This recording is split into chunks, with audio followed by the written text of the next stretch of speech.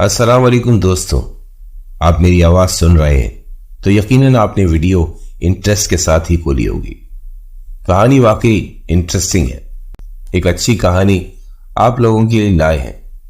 Video پسند آئے تو ہماری حوصلہ افزائی کے لیے لائک اور سبسکرائب ضرور کیجیے گا۔ یہ کہانی صبا کے ساتھ ہونے والے ایک خوفناک واقعے کی ہے۔ یہ آج سے کئی سال پہلے کی بات ہے۔ صبا 8ویں جماعت کی طالبہ تھی۔ اس کا اسکول گھر سے کچھ فاصلے پر ہی تھا۔ وہ لوگ پیدل ہی اسکول جاتے تھے۔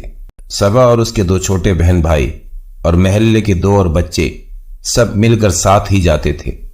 صبح صبح کسی گھر سے مرغوں کی آواز آ رہی ہوتی، چائے پراٹھوں کی خوشبو، کوئی دکان پر ریڈیو چلا رہا ہوتا۔ ایک دکان والا تو روزانہ اس ٹائم پر سورہ رحمان کی تلاوت لگاتے جو کانوں کو بہت بھلی لگتی۔ 6 سے 7 گلیاں اور ایک روڈ پار کر کے ان کا اسکول آتا تھا۔ 15 منٹ کا راستہ ہی تو تھا، اور اگر دوسرا راستہ لیتے جو شارٹ کٹ تھا اس سے 7 سے 8 منٹ میں اسکول پہنچ جاتے، لیکن وہ راستہ سنسان تھا۔ وہاں ایک کچرا کنڈی بھی آتی تھی۔ ایک دفعہ صبا اپنے ماموں کے ساتھ اسی راستے سے گزری تھی، تبھی اس نے دیکھا تھا اس کا اسکول یہاں سے تو بہت قریب ہے، لیکن گھر سے تاکید تھی اس طرف سے نہیں جانا۔ لیکن بچپن ایسا ہی ہوتا ہے، کسی بات سے منع کیا جائے تو اس بات کو اہمیت نہیں دی جاتی۔ پچھلے 2 سال سے ہی انہوں نے اس اسکول میں جانا شروع کیا تھا۔ آج تک انہوں نے وہ شارٹ کٹ والا راستہ نہیں لیا تھا، کیونکہ صبا ان میں سب سے بڑی تھی اور ذمہ داری کے ساتھ بچوں کو لے جاتی اور لے آتی۔ بچے کبھی کبھی بہت دیر کرا دیتے کیونکہ بیگز میں وزن بھی ہوتا تھا۔ وہ اکثر 5-10 منٹ لیٹ ہو جاتے تھے، لیکن کبھی سختی بھی نہیں ہوئی تو پرواہ بھی نہیں کی۔ اس اچھے خاصے چلتے روٹین میں مصیبت تب آئی جب ان کے اسکول میں اسلامیات کی ایک نئی ٹیچر آئی۔ وہ بہت سخت ٹیچر تھی۔ پہلا پیریڈ انہی کا ہونے لگا۔ آج صبح وہ اسکول کے گیٹ پر بھی موجود تھی۔ لیٹ آنے والوں کو سزا ملی جس میں وہ سر فہرست تھی۔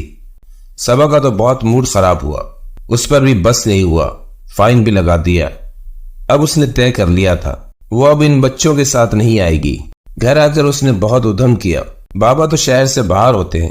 اماں نے مسئلے کا یہ حل نکالا کہ انہیں ٹائم سے 10 منٹ اور پہلے نکلنے کا بول دیا۔ 2 دن کی تو بات تھی، پھر چھوٹے بچوں کی چھٹیاں ہو جانی تھی کیونکہ ان کے امتحانات ہو چکے تھے۔ 2 دن بعد صبا اور علی ہی جانے والے تھے۔ صبا کا چھوٹا بھائی علی 6ٹھی جماعت کا طالب علم تھا۔ 10 دنوں بعد ان دونوں کے امتحان تھے۔ وہ 2 دن تو امی نے جلدی کرا کر بھیج دیا، وہ وقت پر ہی پہنچ گئے۔ آج صرف صبا اور علی نے جانا تھا، اور آج امی کو بخار تھا۔ ان کی آنکھ دیر سے کھلی۔ انہوں نے بچوں کو اٹھایا، وہ بھاگم بھاگ تیار ہوئے۔ صبا کو تو دہرانا بھی تھا۔ ہاتھ میں بسکٹ اور کاپی لیے صبا اور علی اسکول کو بھاگے۔ اس کے دماغ میں یہ خیال آیا کیوں نہ آج شارٹ کٹ لے لی جائے، اس طرح مجھے تھوڑا ٹائم دہرانے کا مل جائے۔ اس نے علی کو سمجھایا گھر میں کسی کو نہ بتانا، آج یہ والے راستے سے چلتے ہیں۔ صبا کو وہ راستہ یاد تھا اور پھر دونوں نے وہ شارٹ کٹ والا موڑ لے لیا۔ اب اس راستے پر تو آ گئے تھے، لیکن دل ڈر رہا تھا۔ راستہ سنسان تھا، یہاں بھی گھر تھے۔ جس گلی میں وہ داخل ہوئے وہاں زیادہ گھر نہیں تھے، بلکہ پلاٹ اور 2 گھر ایسے تھے جیسے کسی نے بناتے بناتے ادھورا چھوڑ دیا ہو۔ صبا ان گھروں کا جائزہ لیتی جا رہی تھی۔ علی بھی تھوڑا ڈرا ہوا تھا۔ اتنے میں اس کو گلی کے کونے پر ایک درخت دکھا، اور وہ آم کا درخت تھا، لدا پھندا درخت، اور بہت ساری کیریاں نیچے زمین پر گری ہوئی تھی۔ وہ حیران ہو گئے۔ صبا علی کی اور علی صبا کی شکل دیکھنے لگے، اور پھر ان دونوں نے جھک کر کیریاں اٹھا لی۔ 10-12 کیریاں صبا نے اپنے بیگ میں بھر لی۔ اس نے علی کو سمجھایا تھا یہ رات کو چھت پہ جا کے کھائیں گے۔ پھر وہ ایک دوسرے کا ہاتھ پکڑے جلدی سے بھاگے۔ درخت کے بعد ہی کچرا کنڈی تھی۔ کچرا کنڈی کی بو تو انہیں کیریاں چنتے بھی آ رہی تھی۔ وہ گلی کراس کر کے ایک گلی اور کراس کرنی تھی۔ وہ بھاگتے بھاگتے اس گلی میں داخل ہوئے۔ اس گلی میں کوارٹر نما گھر تھے جو آباد بھی لگ رہے تھے۔ انہوں نے سائیکل پر ایک بڑی میاں کو جاتے دیکھا۔ بس وہ گلی کراس کر کے سامنے ہی ان کا اسکول تھا۔ وہ وقت پر پہنچ گئے۔ صبا نے اپنا پرچہ دہرا بھی لیا۔ اس کا پرچہ بہت اچھا ہوا۔ اس کی خوشی اور بیگ میں پڑی مزیدار سی کیریاں کھانے کی خوشی تھی۔ پیپر کی وجہ سے جلدی چھٹی ہو گئی تھی۔ اتفاقاً اس کی ایک سہیلی کی نظر اس کے بیگ میں پڑی کیریوں پہ پڑ گئی۔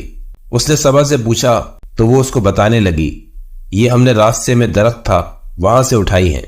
ابھی صبا یہ بتا ہی رہی تھی، اسلامیت کی ٹیچر نے سن لیا۔ انہوں نے اس کا بیگ کھلوا کر وہ ساری کیریاں رکھ لیں اور ڈانٹا الگ کہ تم اسکول میں ایسی چیزیں لاتی ہو۔ امی کو بھی شکایت کرنے کی دھمکی دی۔ صبا ڈر گئی، اگر انہوں نے امی کو بتا دیا تو بات گھر تک چلی جائے گی۔ بڑی مشکل سے جان چھوٹی۔ علی کو جب پتا چلا وہ سب ٹیچر نے لے لی، وہ الٹا صبا سے لڑنے لگا اور دھمکی دینے لگا کہ میں امی کو بتاؤں گا کہ تم مجھے وہاں سے لائی تھی۔ وہ تو بری طرح پھنس گئی تھی۔ یہ علی کا بچہ پھیل گیا تھا۔ ٹھیک ہے، ابھی ہم وہیں سے چل کر اور کیریاں لے لیتے ہیں۔ سچ بات تو یہ تھی اس کا خود کا بھی دل تھا کیریاں کھانے کا۔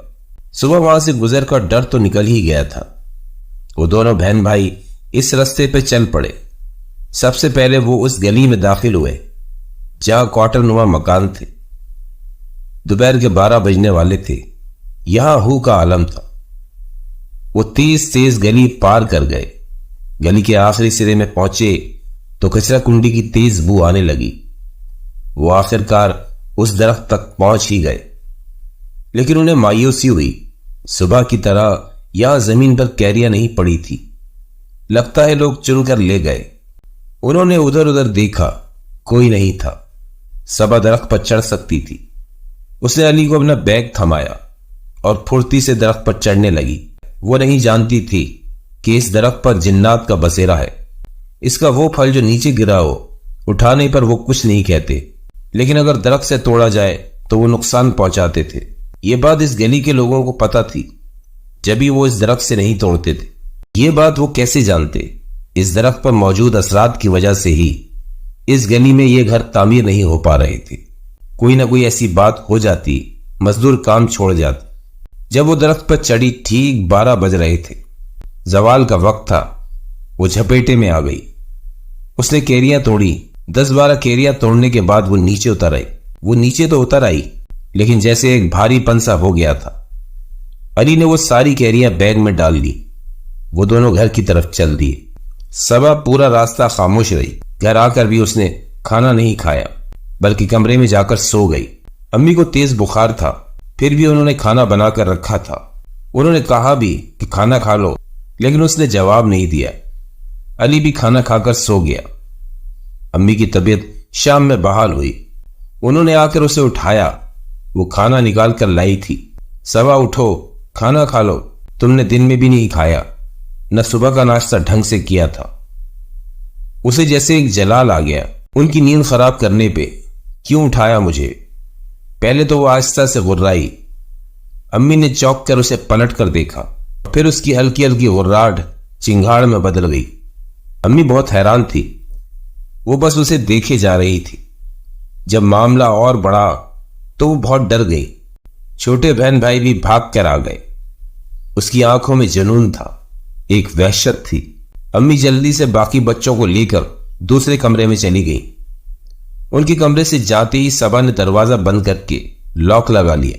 ادھر امی نے پہلے تو اس کے ماموں کو فون کر کے بلایا، وہ 2 گلی آگے ہی رہتے تھے، اور پھر بابا کو بھی فون کر دیا۔ بابا تو ویسے بھی کل آنے والے تھے۔ اس کے ماموں نعیم 5 وقت کے نمازی اور بڑے نیک انسان تھے، وہ فوراً آ گئے۔ امی نے جب ان کو سارا ماجرا سنایا تو وہ بھی پریشان ہو گئے۔ وہ اسکول سے آنے تک بالکل صحیح تھی۔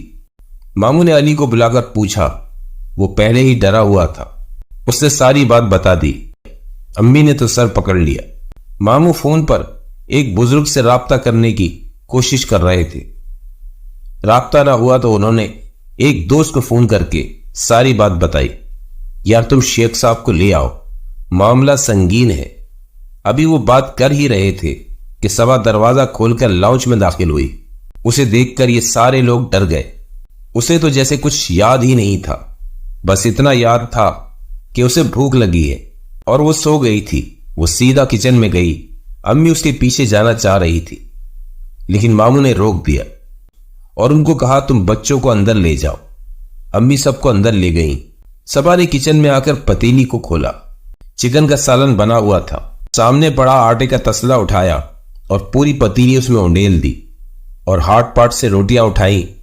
وہ 8 یا 10 روٹیاں ہوں گی، وہ بھی تسلے میں ڈال دی اور تسلا اٹھائے کچن سے باہر نکلی۔ اور اپنے کمرے میں جانے لگی۔ ماموں نے آواز دی، صبا میرے بچے آؤ ہمارے ساتھ بیٹھو۔ وہ رک گئی لیکن وہ پلٹی نہیں۔ چلو بھائی آج ہم اپنی صبا کو آئس کریم کھلائیں گے، آ جاؤ بیٹا باتیں کریں گے۔ اسے غصہ آنے لگا، وہ اب بغیر پلٹے بغیر رکے آگے بڑھنے لگی، لیکن ماموں نے پھر آواز لگا دی۔ صبا بہت جلال میں پلٹی۔ اس کے ماموں بتاتے ہیں کہ اس وقت اس کا چہرہ لال بھبوکا ہو رہا تھا۔ وہ جانتے تھے کہ اس حال میں کبھی بھی سامنے والے کی آنکھوں میں آنکھیں ڈال کر نہیں دیکھنا چاہیے، اس لیے انہوں نے اس کی آنکھوں کی طرف دیکھنے سے گریز کیا۔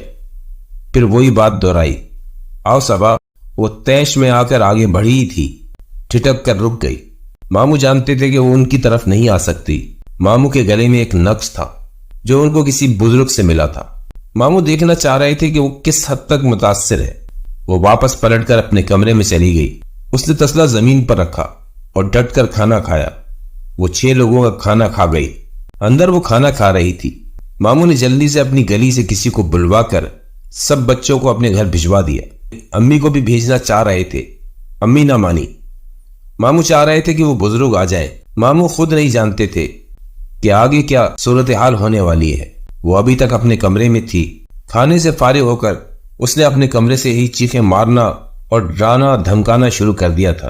اس کی آواز محلے تک جا رہی تھی اور پھر اس کے بلند بانگ کہہ کے امی تو اب زار و قطار رونے لگ گئیں۔ شکر تھا ماموں کے وہ دوست ان بزرگ کو لے آئے۔ جیسے ہی ان بزرگ نے گھر میں قدم رکھا، صبا کی دھمکیاں اور غرانا اور بڑھ گیا۔